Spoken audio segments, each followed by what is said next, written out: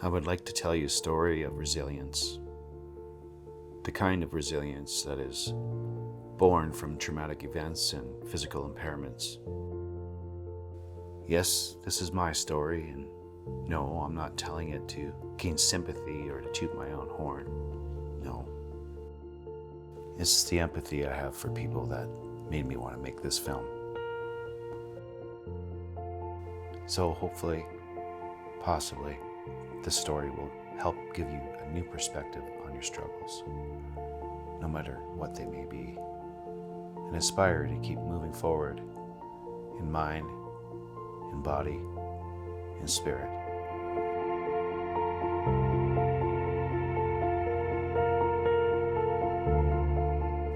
I always did believe that the only limit to our life's desires is a limit of our imagination. Let me explain.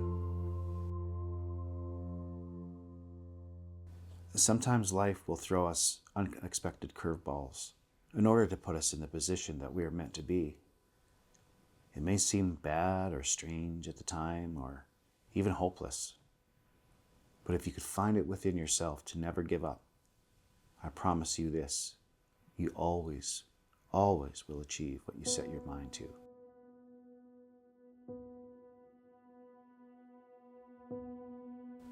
But you have to start ultimately with the thought.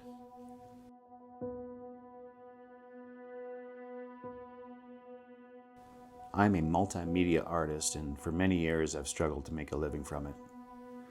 Now, please keep in mind that if you're not an artist by the traditional meaning of the word or by the first thing that comes to your mind when you hear the word, it doesn't necessarily mean that the story won't or doesn't relate to you.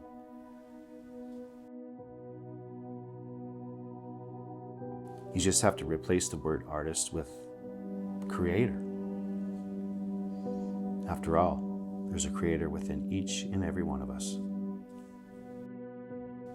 We all fit into that category of creator somewhere, and it all starts with a thought. Your imagination, if you will. For me, creating involved many different mediums of art, including building props and carving large-scale foam pieces, like this giant guitar you see here.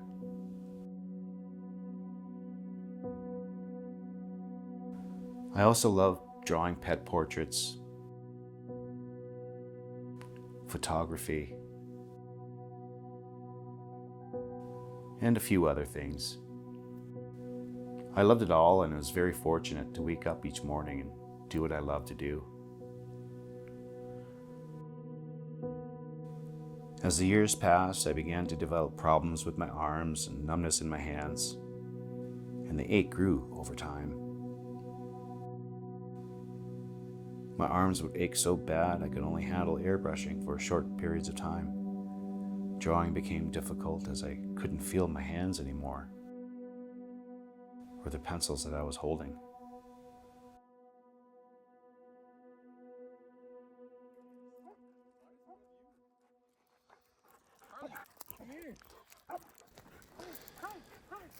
I just remember you being pretty active back in the day, but then I think when I turned like 13, 14, or 15, that's when I feel like I started to see you kind of decline, and you could only go outside for so long until you needed to go inside and lay down or rest up, and then I could just see you progressively getting in more and more pain until like we'd throw the ball like once maybe, and then you'd have to like cut it out because it hurt so bad. Even driving, holding a steering wheel became torture. The only remedy, it seemed, was to keep my arms down at all times, and that seemed to help, but the ache was always ever so present. You ended up being assessed for carpal tunnel surgery, and they ended up doing, first one side and then the other side after they felt that you had at least some improvement after that first surgery. So that was all well and good, but it actually didn't take all of your symptoms away. You were still having issues. And in fact, you seem to be getting a little bit worse in terms of what you were able to do, what you're able to hold on to and manipulate, and things were getting worse from that perspective. I could drive a man insane to deal with like constant pain like that, you know? You could almost like go into psychosis and just start like going crazy if you constantly have to deal with that.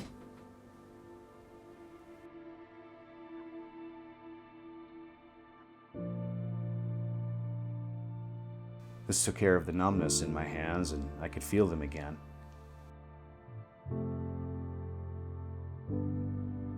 I was no longer dropping things, and I was able to hold a pencil and feel it in my hands.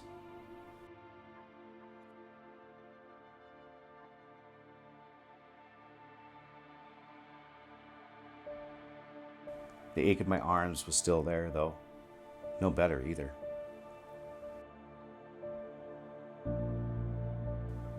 The doctors did tell me that this was likely going to be one of a couple surgeries, and they were right.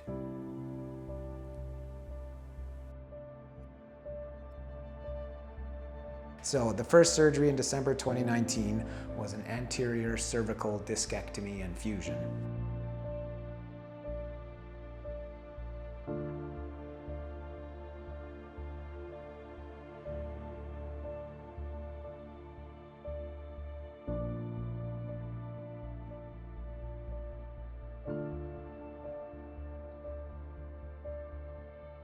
They need to go into your neck and find the parts of your body that's pinching the nerve.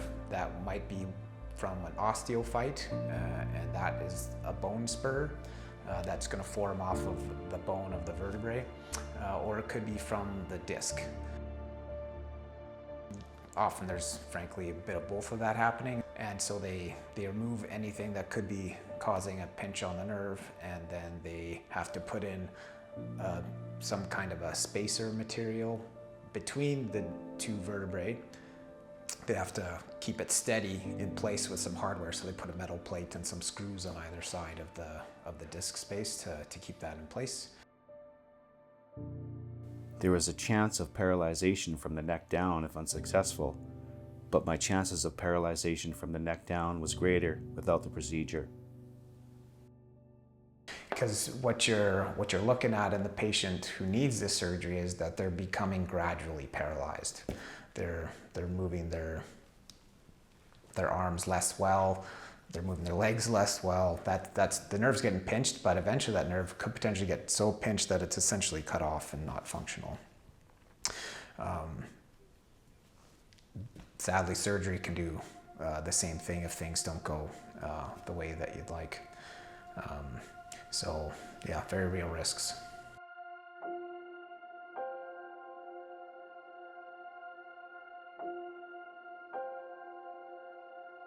The surgery was successful, and the ache had finally disappeared. I could hold the steering wheel again, and I had no ache anymore in my arms.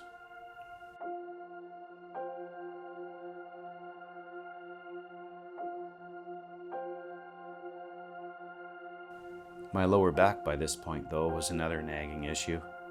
The disintegration of the cartilage there progressed rapidly, and it wasn't long when I found myself not being able to walk more than about 20 feet at a time. Sitting became an issue. Standing became an issue. Even lying down became an issue.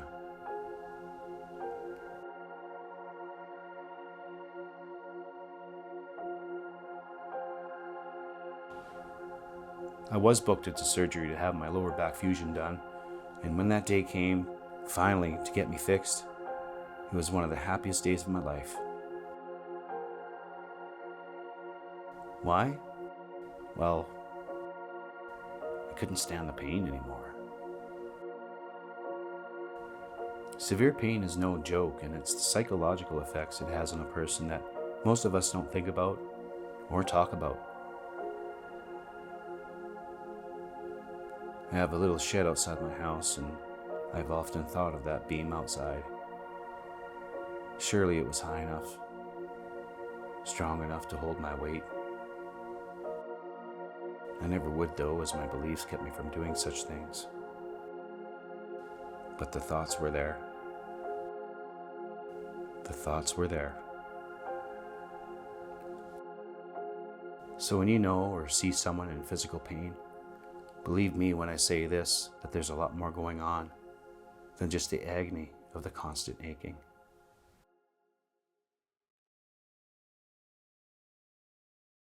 So you had to navigate all of this during COVID, which certainly didn't make things any easier.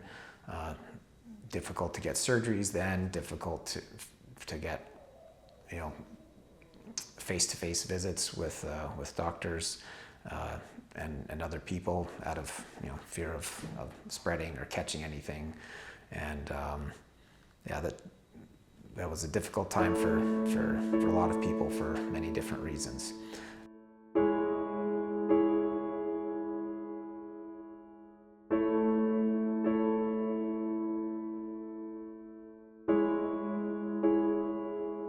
COVID time at the same time, and you were using a wheelchair, and I could only go so far. It broke my heart knowing that I couldn't continue on with you. It was very upsetting. So I left that day, went back to the hotel. I get a phone call maybe 20 minutes to half an hour later, which I thinking, okay, you're ready for surgery. And they told me to come back and pick you up because the surgery was canceled. So everything was going through my mind, but I could only imagine what you were going through.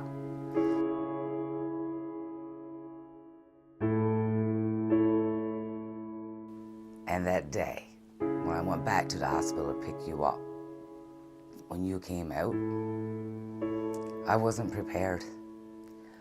Because I'd never seen anybody with that despair, no hope. It was something that no human being wanted to ever see with another human being, or anything else for that matter. But you gave up. You were like, I can't do this. You were very upset. I never ever seen you like that in all the years that I've been with you. And we've been through some tough times, but that's nothing holds a candle to what that day that I saw.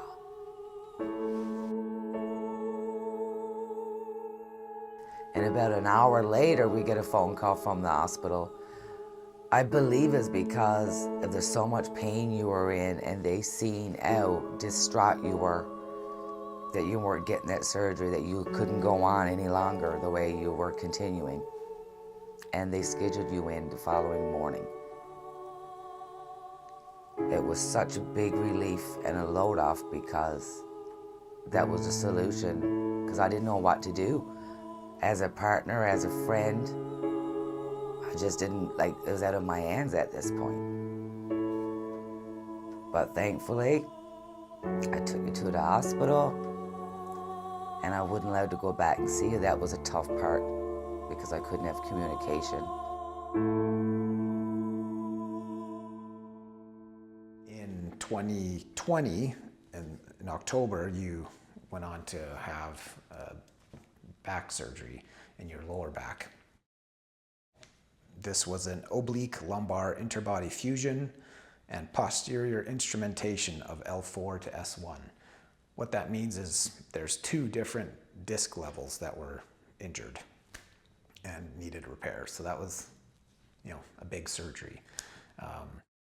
Again, just like they did before, they had to go inside and remove the diseased disc, remove any bone spurs that might have been forming that could be also potentially a problem, put in spacers, put in metal plates and screws for hardware to stabilize things, and then sew you back up and wish you well for recovery. The trouble there is the same as the previous trouble in that you've had injuries to those nerves that have been getting pinched for a while, and it takes a long time to recuperate. And that was how it went for you as well. And then that day when I went back to pick you up 2 weeks later, and the position that we had you in the car, and that's a 3-hour drive, the pain, that was a really traumatic drive home from Calgary.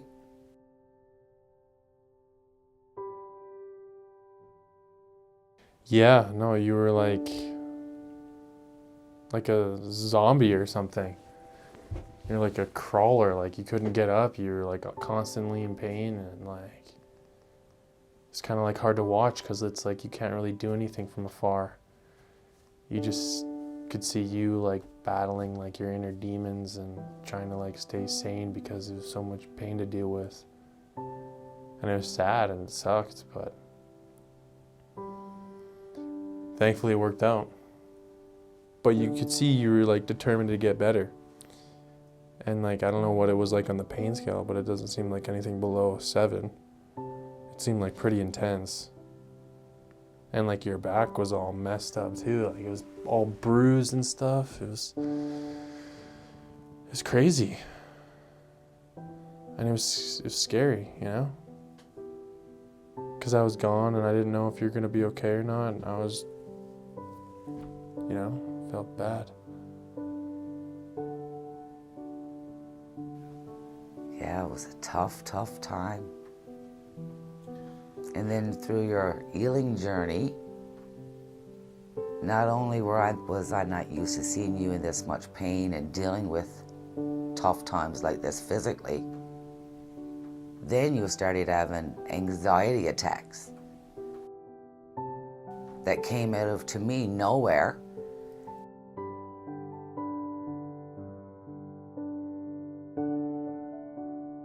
And I wasn't educated on, like, I never dealt with that before ever in my life. So it was a very stressful time for me as well, because I had to try to calm you down, but inside I was probably just as scared as you were.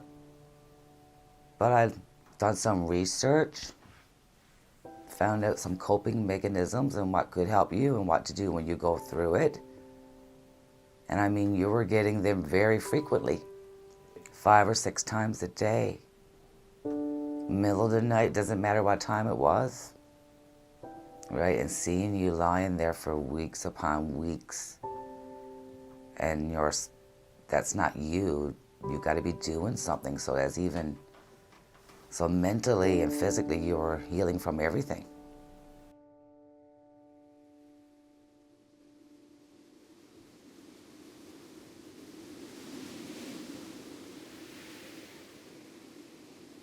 Yeah, it's not really nice out here when you're trapped.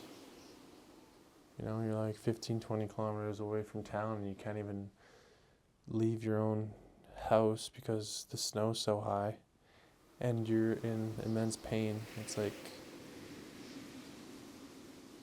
some form of hell, honestly. Yeah, I'd have to help bring groceries or whatever you needed from town sometimes, and it wasn't the easiest because the snow drifts out here are like 12 feet high, so I had to like climb over the snow drifts. It was like climbing Mount Everest, kind of what it felt like. But because who knows what would happen if you didn't have any like or antibiotics or what is it, pain medicine. Probably would have went insane.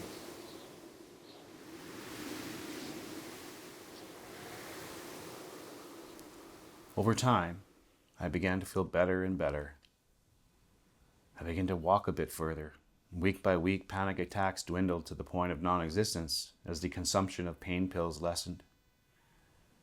There are no more thoughts of the shed with the beam, and no more fear of staying the way I was for months to come. I was healing, and with time, healing became easier and easier. But the weight of what am I going to do now with my life became heavier and heavier. And I was forced with the fact that I was starting my life over again at mid-age. I had to make a new career path for myself, and one that wouldn't take such a toll on my body. And my girlfriend saw this. She knew that practicing some of my more familiar art forms had come to a close. It was then she bought me my first camera. Bought you your first camera and got you started, and I was just hoping that, or I shouldn't say hoping, I was just planning on it for it to be something for a hobby for you to help you with, take your mind off things that you couldn't do anymore.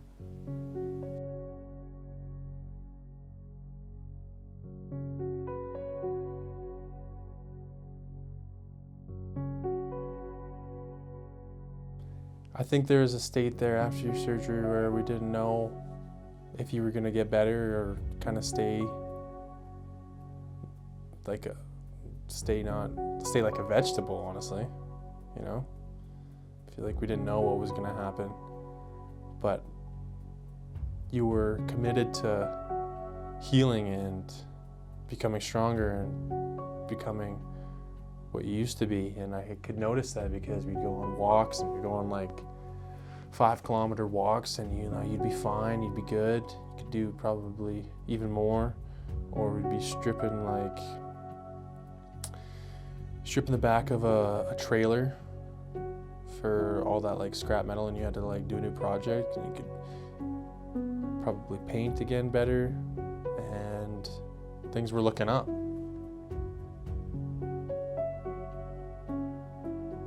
Yeah, I'm just glad to see that you're like able to physically move again, because we only got this one life to like live on this earth, so you got to take it serious, and you don't know what's gonna happen, so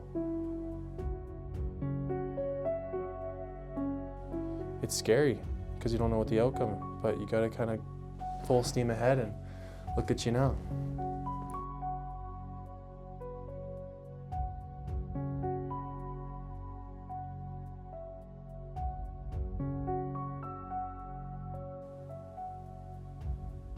I feel like you're never not done, you know, creating new stuff. You're an artist at heart. Like, I think you needed to eradicate the pain in order to make your artistic self survive.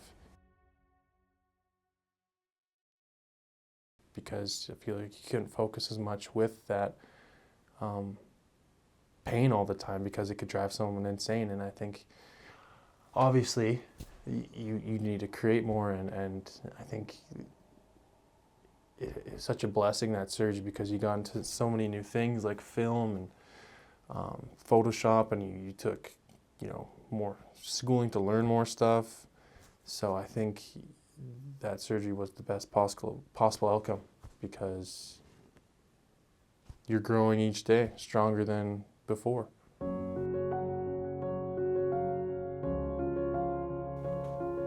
I persevered and spent countless hours developing a newfound passion, and now today I'm making this film for you. And then it turned into everything you see today. Film, making your own documentaries, doing other people's documentaries, editing, going to school for editing.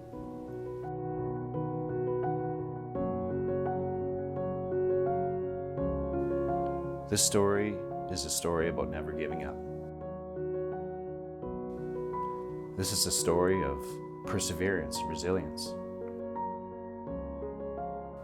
This is a story of healing through purpose and self-discovery of who we're meant to be when things seem hopeless. It's about finding adventure in life again.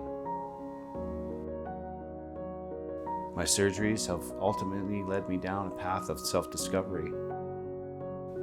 My story is your story, with just a few words changed here and there.